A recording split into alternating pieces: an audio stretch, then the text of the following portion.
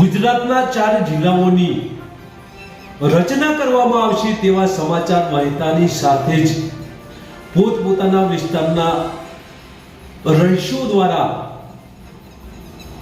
પોતાનો તાલુકો જિલ્લો બને તે માટેના અનેક પ્રયત્નો કરવામાં આવી રહ્યા છે।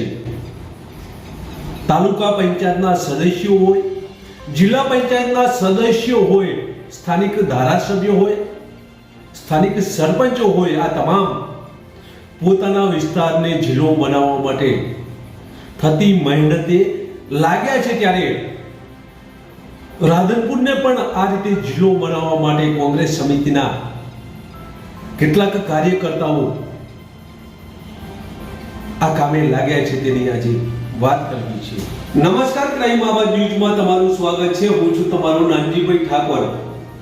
આમ તો ગુજરાત રાજ્યના 4 જિલ્લાઓની રચના થવાની છે, આવા સમાચાર સોશિયલ મીડિયાના માધ્યમથી ફાટતું થયું છે। ત્યારબાદ લોકોમાં એક જ ચર્ચા છે કે પોતાનો વિસ્તાર, પોતાનો તાલુકો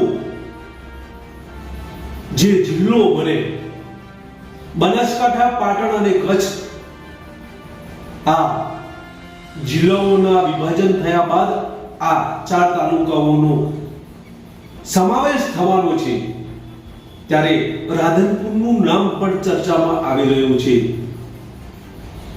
ત્યારે રાધનપુરનું નામ ચર્ચામાં આવતાની સાથે જ સ્થાનિક ધારાસભ્યો હોય, સ્થાનિક તાલુકા પંચાયતના ડેલિગેટો હોય, જિલ્લા પંચાયતના ડેલિગેટો હોય કે સરપંચો હોય, આ તમામ નેતાઓ છે, આ તમામ નેતાઓના પ્રયત્નો છે કે રાધનપુર જિલ્લો બને। ત્યારે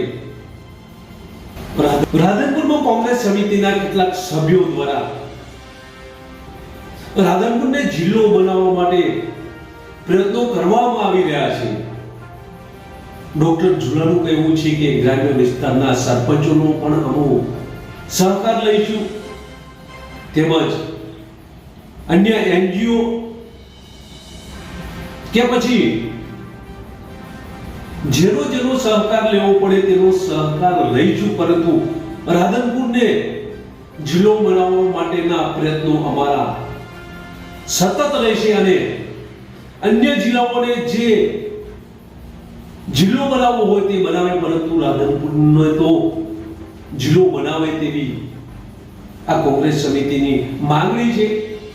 તો આ પ્રથમ ડોક્ટર ઝુલા શું કહી રહ્યા છે તેમને સાંભળીએ, ત્યારબાદ ચર્ચા કરીએ। આજ રોજ રાધનપુરને જિલ્લો બનાવવા માટે મારો જિલ્લો રાધનપુર જિલ્લો આ સૂત્ર સાથે રાધનપુર વિસ્તારની પ્રજા રાધનપુર જિલ્લો બને તે માટે સહી ઝુંબેશ કરી રહી છે। હમણાં ગયા અઠવાડિયે વર્તમાનપત્રમાં રાજ્ય સરકારે એવી જાહેરાત કરી હતી કે 4 નવા જિલ્લા બનાવવા છે, એમાં રાધનપુરનું પણ નામ હતું। વર્ષો જૂની માગણી હતી આ વિસ્તારની। ભૌગોલિક દ્રષ્ટિએ આ વિસ્તાર જિલ્લો બનાવવા માટે બહુ જરૂરી હતો। ભૂતકાળમાં પણ ઘણા બધા પ્રયત્નો થયા હતા, પણ સમય સંજોગો અનુસાર સફળ થયા નહોતા। હવે રાજ્ય સરકારે જ્યારે આ ઇનિશિયેશન લીધું છે ત્યારે આ વિસ્તારની પ્રજામાં ખૂબ જ ઉમળકો જોવા મળે છે। તમામ લોકો ખૂબ ખુશ છે કે રાધનપુરનો વિસ્તાર જિલ્લો બનવો જોઈએ। તમામ ભૌગોલિક અને સામાજિક દ્રષ્ટિએ અને આર્થિક વિકાસ જો કરવો હોય આ વિસ્તારનો તો રાધનપુર જિલ્લો બનવો જરૂરી છે।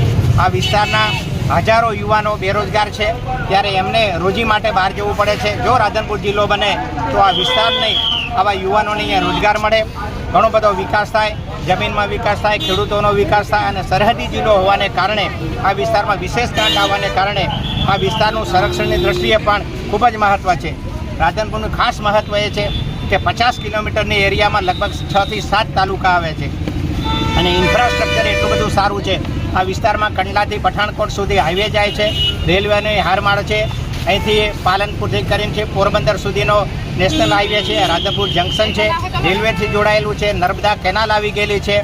પણ માત્ર જિલ્લો આવે તો આ વિસ્તારનો આર્થિક વિકાસ કરી શકાય। આર્થિક રીતે આ પછાત વિસ્તારને ખરેખર આ જરૂરિયાત છે અને આ પ્રજા આ સમાચાર જાણીને ખૂબ આનંદિત થઈ છે. આ સહી ઝુંબેશને કારણે અમે રાજ્ય સરકારને કહેવા માંગીએ છીએ, તમે ગમે એમ કરો પણ રાધનપુરને જિલ્લો બનાવો. એના માટે આ વિસ્તારની તમામ પ્રજા ખૂબ ખુશ છે અને એની મુહિમમાં આજથી આ જોડાયેલી છે. આ કારણ માટેથી અમે રાધનપુર શહેરમાં આજે સહી ઝુંબેશ કરી છે. આના પછી વારાઈ, સાંતલપુર, સમી તાલુકામાં પણ કરશું, થરામાં પણ અમે જઈશું અને તમામ સરપંચશ્રીઓને વિનંતી છે, તમામ સામાજિક સંસ્થાઓને વિનંતી છે કે આ મુહિમમાં આપણે જોડાઈએ અને રાધનપુર જિલ્લો બને. બીજો કોઈ પણ જિલ્લો બને એમાં અમને વાંધો નથી, પણ રાધનપુર જિલ્લો બને એવી આ વિસ્તારની માંગણી છે.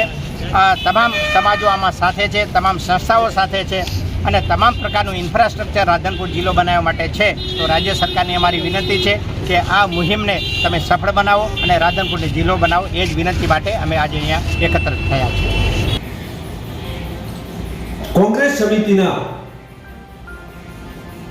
રાધનપુર વિસ્તારના વસવાટ કરતા આ નેતાઓ છે. તેઓનું કહેવું છે કે રાધનપુર વિસ્તારને જો જિલ્લો બનાવવામાં આવે તો યુવાનોને નોકરી મળશે, સ્થાનિક જમીનોના ભાવ વધશે, સ્થાનિક લોકોને અન્ય જિલ્લામાં જવું નહીં પડે અને આ વિસ્તારને અગાઉ પણ જિલ્લો જાહેર કરવા માટે તૈયારીઓ દર્શાવવામાં આવી હતી. ત્યારે આ જિલ્લો બને તે માટે આ કોંગ્રેસ સમિતિ દ્વારા ગ્રામ્ય વિસ્તારમાં સરપંચે જવું પડશે તો એ લોકો જવાની તૈયારી દર્શાવી છે. ટ્રસ્ટોને અને એનજીઓને પણ રાધનપુર વિસ્તાર જિલ્લો બને તે માટે સહકાર આપે તેવું તેમનું કહેવું છે. ત્યારે આ વિસ્તાર જિલ્લો બને છે કે કેમ તે આવનાર સમય બતાવશે, પરંતુ હાલ તો આ રાધનપુર જિલ્લો બનવાના સમાચાર રહેતાની સાથે જ સ્થાનિક લોકોમાં ખુશી જોવા મળી રહી છે. બસ એ જ.